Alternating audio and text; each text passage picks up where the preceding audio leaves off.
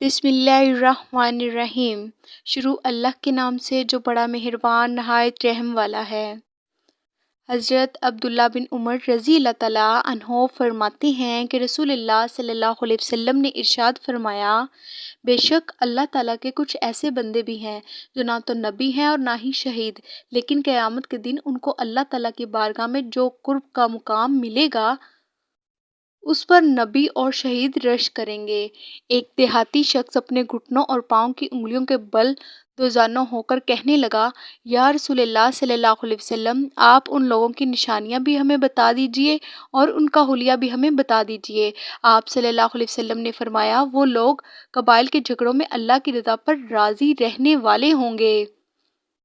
وہ اللہ کی رضا کی خاطر ایک دوسرے کو تحائف دیں گے، اللہ کی رضا کی خاطر ایک دوسرے سے محبت کریں گے۔ قیامت کے دن ان کے لیے نور کے ممبر بچھائے جائیں گے۔ لوگ اس دن خوف زدہ ہوں گے لیکن یہ لوگ نہیں گھبرائیں گے۔ یہ لوگ اللہ تعالیٰ کے وہ دوست ہوں گے جن کو نہ اس دنیا میں کوئی خوف ہے اور نہ وہ قیامت میں پریشان ہوں گے۔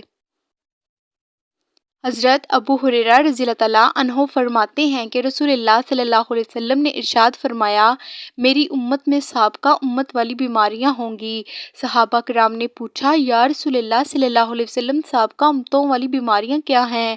آپ صلی اللہ علیہ وسلم نے فرمایا، اکڑ اترانا، مال جمع کرنا، دنیا میں زیادہ دلچسپی، ایک دوسرے کے ساتھ چھپی ہوئی دشمنی رکھنا، ایک دوسرے کے ساتھ حسد کرنا، بغاوت کرنا۔